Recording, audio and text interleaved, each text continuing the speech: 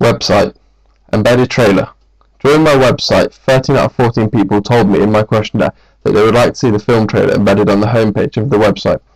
This became apparent also when analysing other films' websites that it was a good idea. During my Paranormal Activity website analysis, the trailer that was embedded on the home page and began immediately once it had loaded.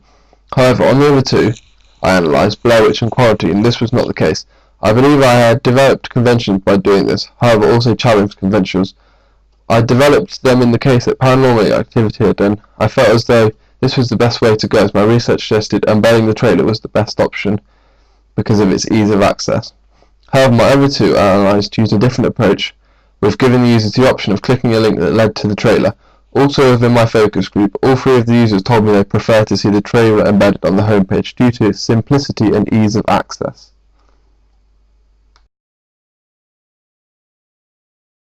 Imagery. During my research, it became clear that I had to provide some sort of narrative throughout my website, not just to provide information. This could be done through trailers, taglines, and also imagery. During the website I also analysed, none of them used imagery on the characters involved. Therefore, I'd have to suggest that this is where my website challenges conventions of the genre. I decided to challenge this convention due to the little narrative found on the website without watching the trailer. During my website design, there was a lot of dead space that looked dull and boring, although in my focus group all of them told me they liked Paranormal Activities for its simplicity and ease of use. I found my website too dull and didn't represent any of the characters. I decided to use the same image I found on my poster, as I felt this tied the media text together and offered good continuity throughout the entire package. This image offers narrative through the frame, as it represents the characters as vulnerable and isolated, both in the convention of the horror. The image can be said to use Barth's Enigma code by making the users questioned as to what has woken them up, and VProp would suggest that the couple in the image could be described as the pawn of the state, trapped in the institution. Website links. When analysing a website, it was key to understand what links they liked and what they did not use. It was pointless having a wasted links on the website that nobody used nor wanted, that took up valuable space. Therefore, I had to analyse my free website and do primary research to understand what my consumers needed and didn't need links for on the homepage.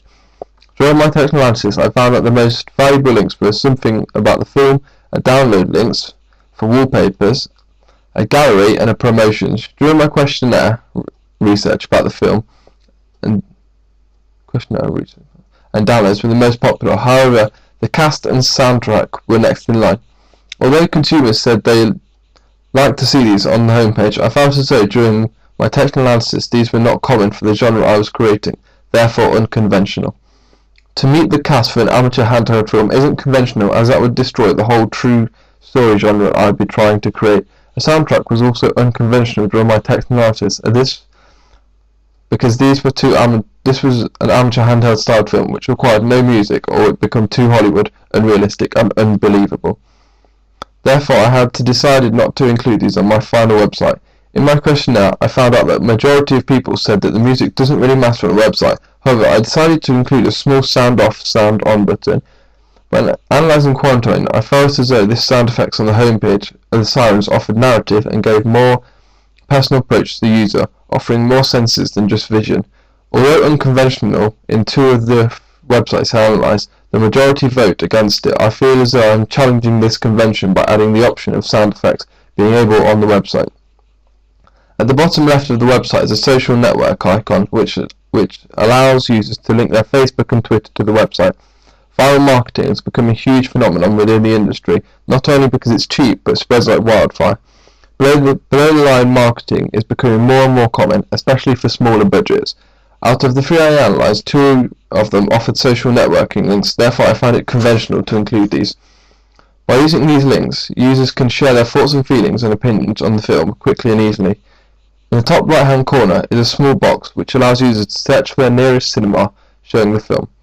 Although not unconventional, I did not find any of these to be in the websites I analysed. However, I thought it would be a good inclusion to help drive the sales of the film and promote it well. Colours.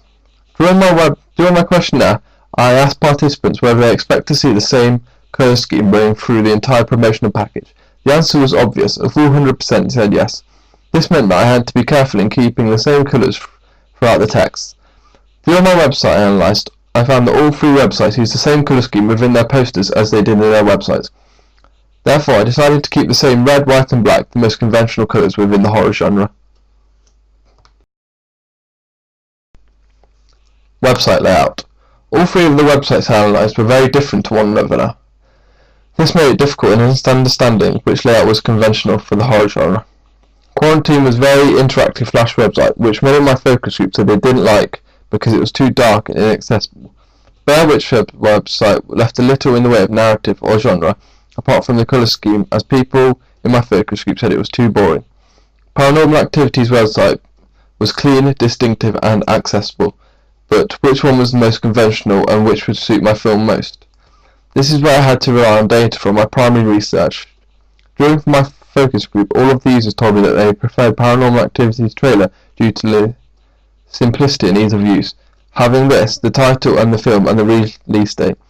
Therefore, I feel as though I have taken the most conventional aspects from the Paranormal Activity websites, such as the embedded trailer, conventional colour scheme, useful links, easy layout and simplicity.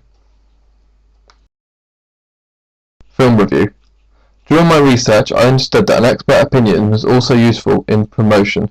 Although the other 3 websites I analysed contained no snippet of a review on their website, I thought this would challenge this conventional aspect, and I believe that it has worked.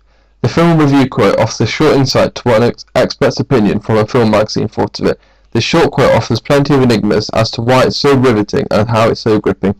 The typography of this quote also stands out from the rest, using serif New Times Roman to reflect its independence of a review.